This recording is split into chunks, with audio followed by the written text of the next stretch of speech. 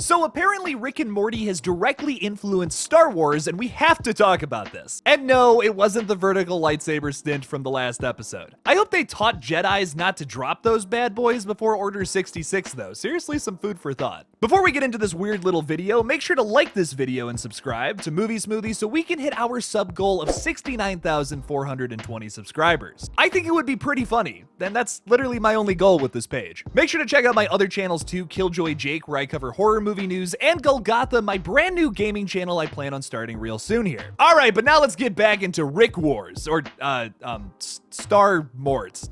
Whatever this video is about. A familiar Rick and Morty episode is apparently responsible for influencing the writing on the latest Star Wars show, Andor. By the way, I'm not really hitting on any Andor spoilers here. I also have not had the time to watch it yet, so I wouldn't make this video if I was about to spoil something. This is a spoiler-free video, don't you worry your pretty little face. Speaking with Variety, Tony Gilroy, the showrunner, writer, and executive producer of Andor, talked a lot about how a specific Rick and Morty episode influenced a heist sequence in Andor. Once again, this is pretty vague, and I don't take it as a spoiler personally. Gilroy said, I mean, you put prison on the table and everybody's just like, well, there's a high bar. How many absolutely astonishing prison movies are there? If we're gonna do the heist, it's like, oh my god, after listening to Dan Harmon take the heist apart on Rick and Morty, you're like, okay, what are we gonna do? So the whole goal is to try to turn everything upside down. You're really excavating for originality all the way down the line, and then hopefully you can't be too original at the expense of your story. But that's the first motivation, is how do you turn this inside out so people haven't seen it before? The Rick and Morty episode in question is One Crew Over the Crew's Morty, which yes, is a mouthful,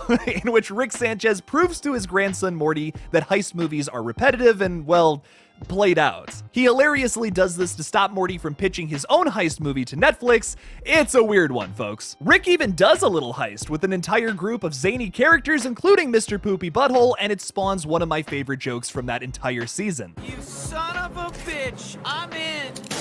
I have yet to finish Andor, but I'm really digging it so far. It's clearly a slow burn from the episodes I've watched, so I definitely feel like I haven't seen the full scope of what this show is trying to accomplish yet. Even without that though, I'm heavily invested. It's really cool to see something like Rick and Morty influence one of its own influences. Star Wars is like the biggest sci-fi franchise of all time, so to see that pulling from one of my favorite animated series is pretty insane. I like that the show is almost putting pressure on its own influences to ultimately make them better. I think a big reason why Rick and Morty was even on Tony Gilroy's brain is probably because of that last episode of season 6 that took some big swings at the latest Star Wars movies specifically. I haven't necessarily been the biggest fan of everything Star Wars lately, but I don't think it's as big of a disaster as some people make it out to be. Most of Mandalorian is great, Book of Boba Fett was alright, and I like Andor so far. I could care less about the latest movies, but the shows have been enjoyable. Gotta side with the president on Rick and Morty with that one. It's a big deal that Rick and Morty is influencing these other properties though. Like I said, these new shows have been enjoyable, but it doesn't really even compare to episodes 4 or 5. I'm excited to see if more of these writers get motivated by some of the things said in season 6, episode 10. Ultimately, I just want the best product possible for all of these amazing IPs, and hopefully that can happen someday. Rick and Morty writers are also all over the place too. Former showrunner Mike McMahon is over in the Star Trek world as the creator of the franchise's first comedy series, Lower Decks. She-Hulk lead writer Jessica Gao was responsible for the award-winning Rick and Morty episode Pickle Rick, the funniest shit I've ever seen. Let's not forget about the Loki head writer Michael Waldron also mentioned his time on Rick and Morty helped him on that series, as well as Jeff Loveness, who was tapped to write Ant-Man and the Wasp: Quantumania. I'm actually pretty excited for that last one, and I haven't even been really that hot on Marvel lately. Do you think Rick and Morty can influence other shows and movies we love in the future? Leave me something about it in the comments below. Thank you so much for watching this brand new Rick and Morty video. Don't forget to like this video and subscribe for more content on your favorite dimension-hopping grandpa.